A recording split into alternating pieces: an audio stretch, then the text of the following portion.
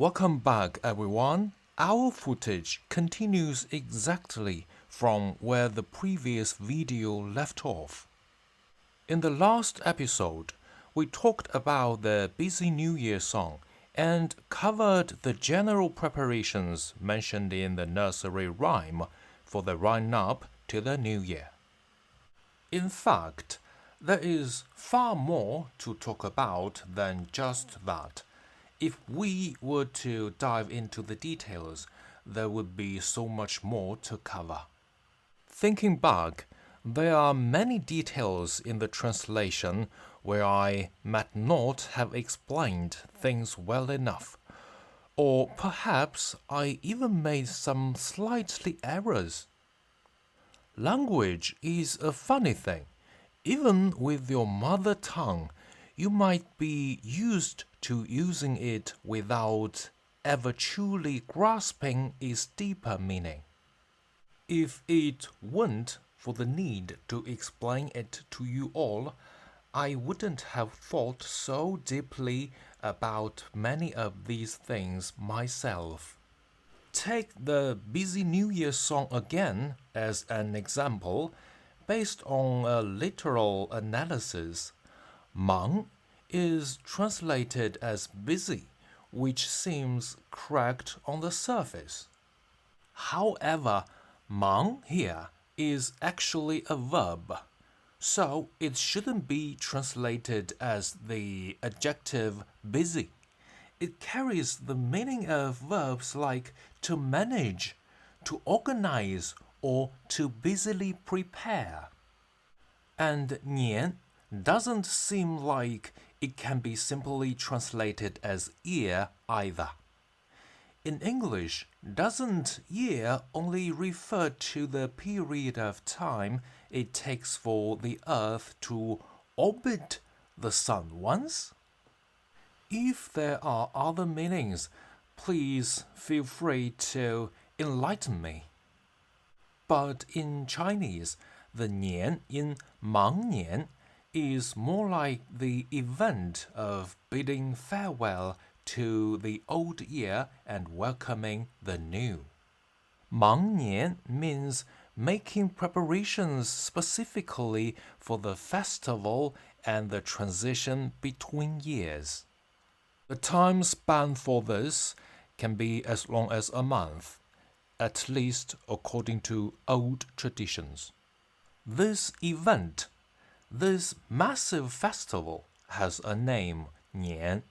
It just so happens to share the same pronunciation and character as the word for a year, one solar orbit. So why do we call this massive festival Nian? It all starts with an ancient legend. In the legend, Nian wasn't a concept of time, but a ferocious monster. It is said that at the end of every year, this beast would emerge to harm villagers and livestock. To evade and drive away this monster, people gradually developed customs like putting up red couplets and setting off firecrackers. Therefore, the original meaning of 过年 was actually surviving the crisis brought by the monster.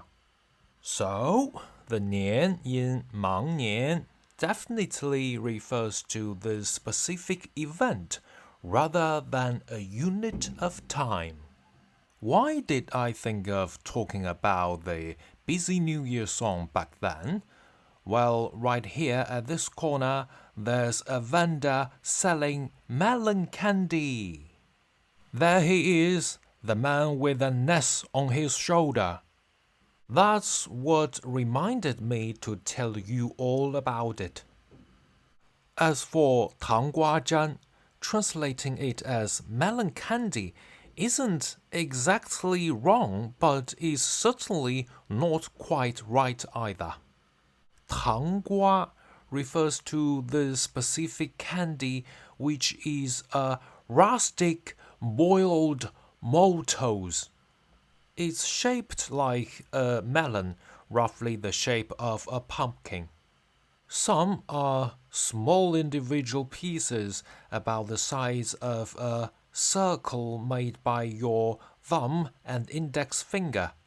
Others come in long robe shapes. The Chinese word for pumpkin, 南瓜, contains the character for melon, but this isn't reflected in the English word. Actually, botanically speaking, pumpkins do fall under the category of melons. In English, the word pumpkin sounds completely unrelated to melon. In fact, the English word pumpkin actually originated from a term meaning large melon. It originally comes from the Greek word, I don't know how to read it, maybe it's pepon, which literally means large melon ripened by the sun. Later, the word evolved into French and finally became pumpkin in English. So you see, ancient Westerners and Chinese people actually shared the same perception. They both viewed it as a type of melon. It's just that in later linguistic evolution, English separated these two terms, while Chinese has kept the character Gua to this day. Tang Gua Zhan next is Zhan. In this context, the character Zhan is pronounced in the first tone. It acts as a verb here, meaning to stick or to glue something shut. This pronunciation emphasizes the action of sticking the kitchen god's mouth shut so he cannot say anything bad. Zhan is a polyphonic character. Sometimes is pronounced Nian and other times is Zhan. In any case, it's pronounced Zhan in this specific context. As for the reason why, I haven't really looked into it myself.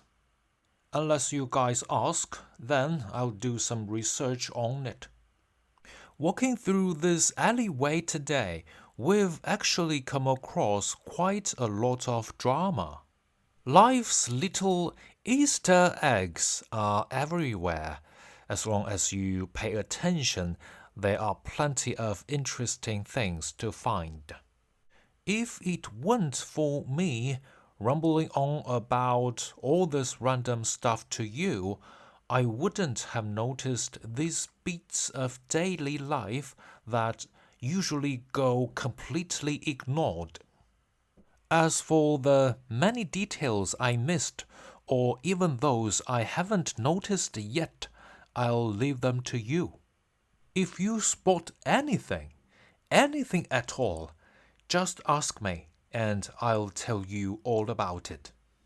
Even if it's just a tree or an old object in the background.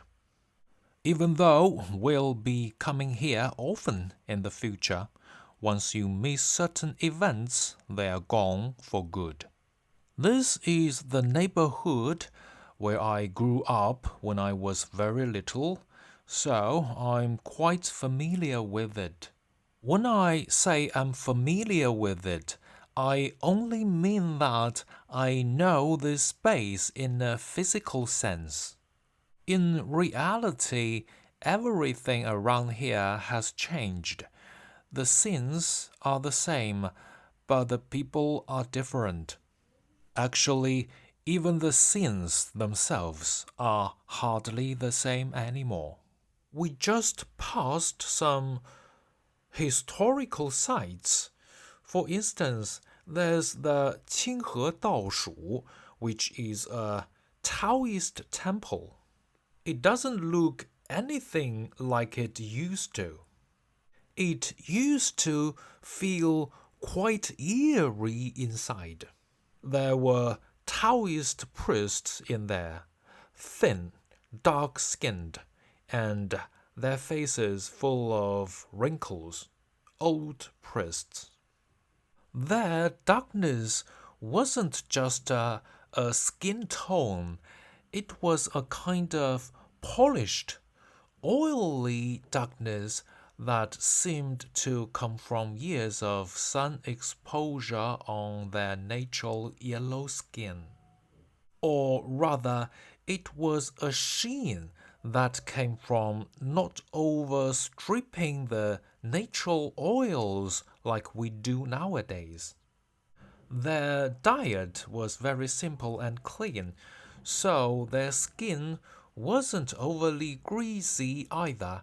It's hard to describe. And the wrinkles on their faces weren't fine lines. The skin was lustrous yet deeply lined, giving an impression of having very little elasticity. They didn't have that sagging or drooping look so common in people today. They didn't have that. They were just lean and gaunt. If I started talking about these things, I could go on for 3 days and nights without finishing. But there's no rush. Whenever something comes to mind, we can chat about it anytime. That's all for this video. Let's see what questions you all have. We'll just keep chatting as we write, as if you've all been here to visit us before. As long as there are videos, there will always be endless things to discuss. We'll continue in the next episode. See you.